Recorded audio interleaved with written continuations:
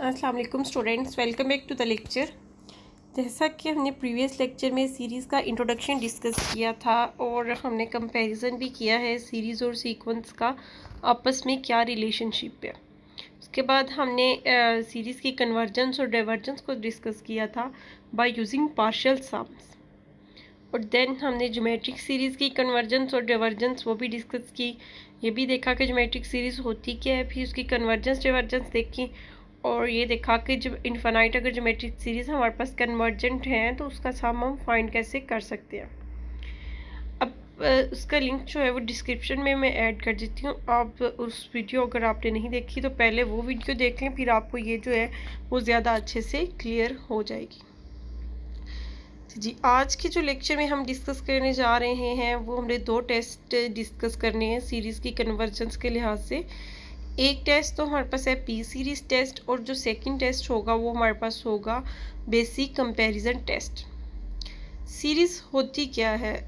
सबसे पहले तो सीरीज़ जो है वो actually sum of terms of the sequence होती है। जो सीक्वेंस की हमारे पास टर्म्स होती हैं, अगर हम उनका सम ले लें तो वहाँ से हमें सीरीज़ मिल जाती है।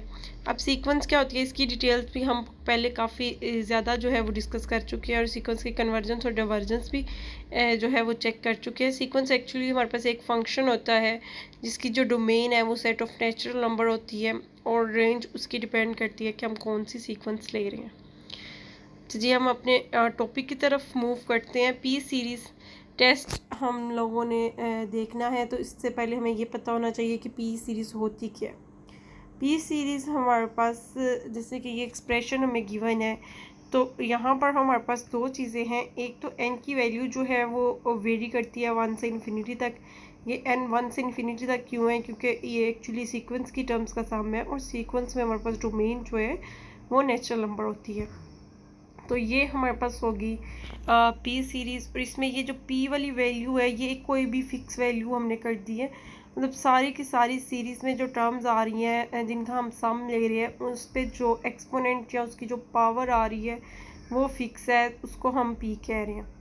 अब हम देख लेते हैं, ये तो हमने देख ली कि पी सीरीज़ होती है। अब इसकी कन्वर्जेंस देख लेते हैं कि ये पी सीरीज़ जो है ये कब कन्वर्जेंट होगी। अगर हमारे पास इस पी की जो वैल्यू है वो ग्रेटर देन 1 होगी तो हम कहेंगे कि ये जो सीरीज़ हम ले रहे हैं पी सीरीज़ ये क्या है? कन्वर्जेंट है। और अगर इस पी की वैल्यू जो है वो लेस और इक्वल टू 1 आ जाए तो फिर हम कहेंगे कि ये हमारे पास जो सीरीज़ है पी सीरीज़ ये क्या है? डाइवर्जेंट है।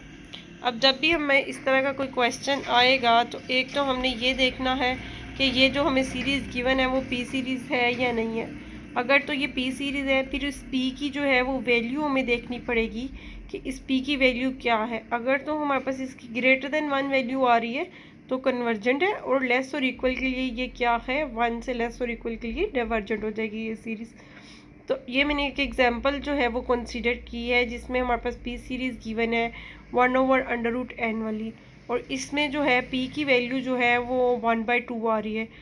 इसको एक्सपेंड करके भी देख लेते हैं। एन की वेरिएशन तो 1 से इन्फिनिटी तक ही है, ये हमारे पास आ गई 1 2 3 up to so on n, और ये हमारे पास एन तक स्टॉप नहीं होगी क्योंकि ये इन्फानाइट सीरीज़ में हमारे पास जो टर्म्स हैं वो इन्फानाइट है, तो ये आगे सो ऑन हमारे पास जो है वो मूव होती जा रही हैं।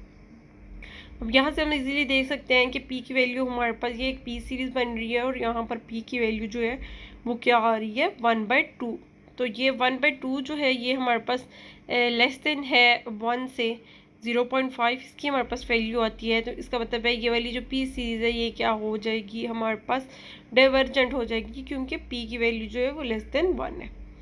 अब आपने मुझे कमेंट में कोई ना कोई ऐसी सीरीज़ अपने से बतानी है जो कि कन्वर्जेंट सीरीज़ हो। ठीक है, convergent P series test use करना है और किसी कन्वर्जेंट पी सीरीज़ की एग्जांपल मुझे ज़रूर बतानी है आपने। अब हम नेक्स्ट टेस्ट की तरफ मूव करते हैं जो कि क्या है? Basic comparison test.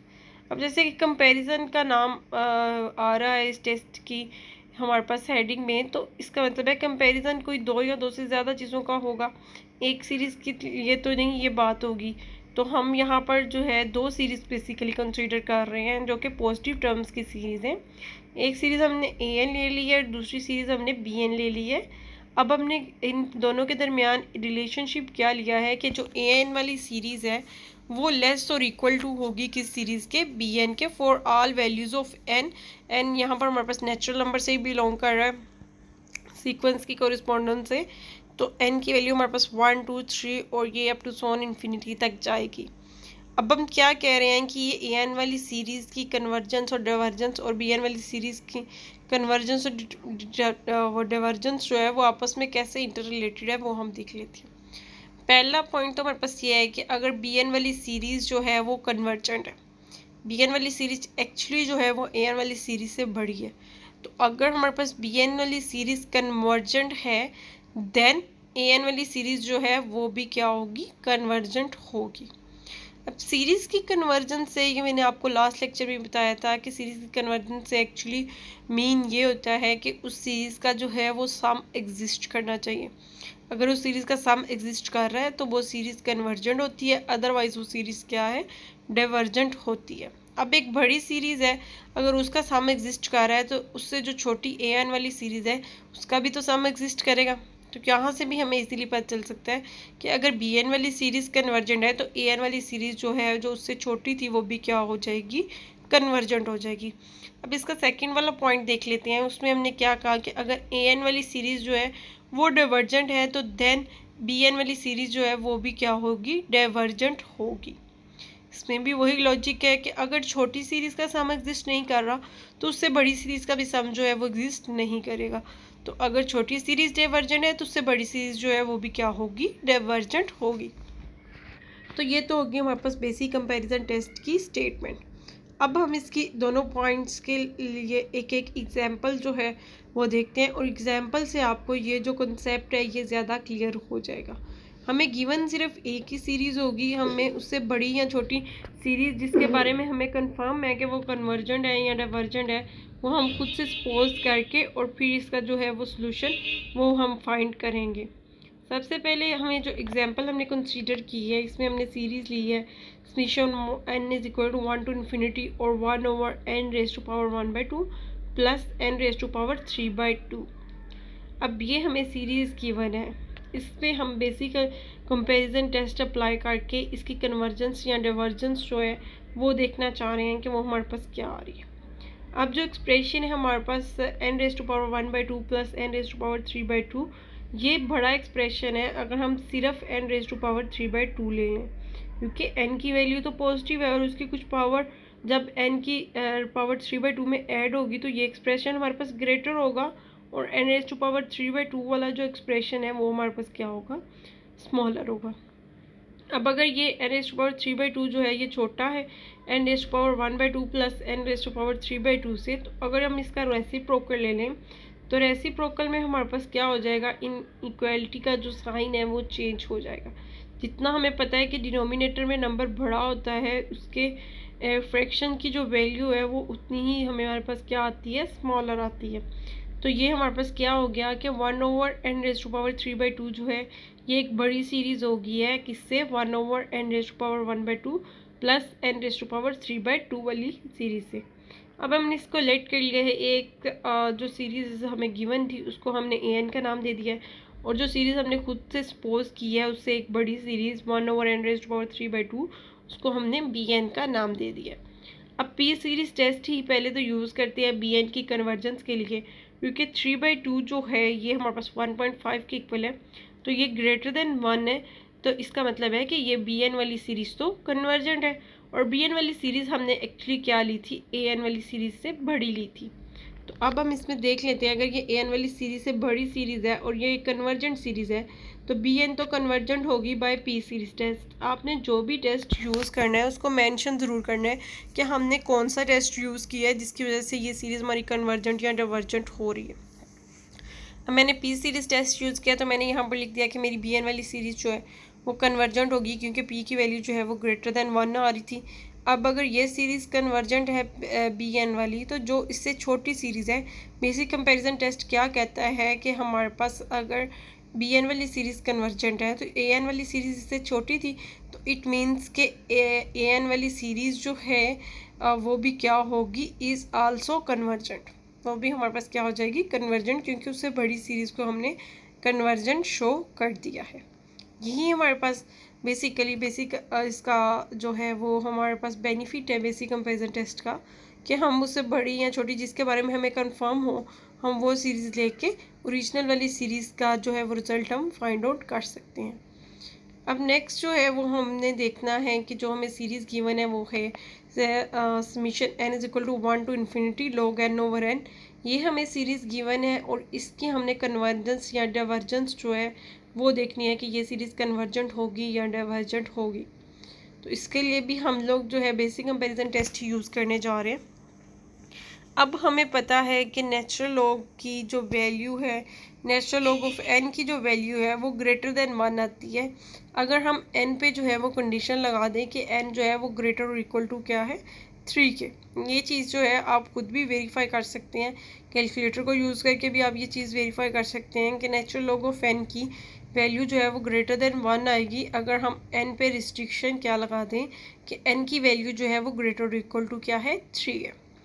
तो ये तो एक फैक्ट है। अब इसका मतलब है कि मैक्सिमम में वो greater than n log of n की वैल्यू जो है वो ग्रेटर देन 1 आ रही है। तो यहाँ से फिर हम ये लिख सकते हैं कि natural log of n over n जो है ये ग्रेटर देन आएगा 1 ओवर एन से, क्योंकि लॉग एन की वैल्यू जो है वो 1 से हमेशा ग्रेटर ही आनी है। तो ये वाली हमारे पास अगर हम इसको एन से डिवाइड भी कर दें तो ये हमारे पास साइड जो है ये हमारे पास स्मॉलर रहेगी, मतलब हमारे पास natural log of n over n वाली सीरीज़ जो है वो ग्रेटर हो जाएगी। और इससे जो छोटी सीरीज़ है, जो गिवन सीरीज़ है उसको मैंने ए एन का नाम दे दिया, और जो मैंने उससे छोटी एक सीरीज़ कंसीडर की है 1 ओवर एन वाली, जिसमें हमारे पास एन पे कंडीशन है कि वो 3 से इन्फिनिटी है। इसीलिए ये जो सबमिशन में मैंने लिखा है ये n is equal to 3 to infinity लिया है, क्योंकि फॉर n ग्रेटर और इक्वल टू 3 के लिए हमारे पास ये कंडीशन जो है वो होल्ड करती है। तो अब हमें पी सीरीज़ टेस्ट से ये चीज़ तो कंफर्म है कि 1 ओवर n वाली सीरीज़ जो है ये डाइवर्जेंट है। क्यों डाइवर्जेंट है? क्योंकि यहाँ पर p की वैल्यू जो है वो 1 है। तो हमने क्या कहा कि हमारे पास अगर लेस और इक्वल टू 1 होगा तो ऐसी सीरीज़ हमारे पास क्या होगी, डाइवर्जेंट हो जाएगी। अब ये तो डाइवर्जेंट होगी, जो छोटी सीरीज़ थी वो डाइवर्जेंट होगी। तो ए एन वाली उससे बड़ी सीरीज़ है तो ए एन वाली सीरीज़ भी हमारे पास क्या हो जाएगी, इज़ आल्सो डाइवर्जेंट। अब ये n की एक चीज़ जो है वो n की वैल्यू 1 से इन्फिनिटी लें या 3 से इन्फिनिटी लें तो इससे कोई फ़र्क नहीं पड़ता, क्योंकि ये हमारे पास इनफाइनाइट सीरीज़ है। तो इसके लिए बेस्ट एग्जांपल तो ये हमारे पास कि अगर हमारे पास एक दरिया है तो उसके अंदर से हम कोई 1 या 2 या 3 बाल्टियाँ पानी निकाल भी लें तो फिर भी वो हमारे पास दरिया को कोई फ़र्क नहीं पड़ता। तो इसीलिए ये हमारे पास एक इनफाइनाइट सीरीज़ है, इसमें से अगर हमने 2 नंबर स्किप भी कर दिए तो इस सीरीज़ को कोई फ़र्क नहीं पड़ता। ठीक है, तो ये हमारे पास अगर बी एन वाली सीरीज़ जो कि क्या थी, छोटी थी, अगर वो डाइवर्जेंट है तो उससे बड़ी वाली सीरीज़ भी हमारे पास क्या हो गई है, वो भी डाइवर्जेंट हो गई है। ये हमने देख लिया कि बेसिक कंपैरिजन टेस्ट हम कैसे अप्लाई करते हैं। इसमें हमारे पास कोई ना कोई एक सीरीज़ गिवन होती है और ऐसी एक सीरीज़ उससे बड़ी या छोटी जिसके बारे में हमें कंफर्म होता है कि ये सीरीज़ कन्वर्जेंट है या डाइवर्जेंट है, उसको हम यूज़ करके दूसरी सीरीज़ का जो है वो कन्वर्जेंस और डाइवर्जेंस फाइंड कर लेते हैं। नेक्स्ट हम लिमिट कंपैरिजन टेस्ट जो है वो भी देखेंगे कि उसमें हमारे पास क्या होता है और उसकी एप्लीकेशंस भी देखेंगे। अभी के लिए अल्लाह हाफिज़।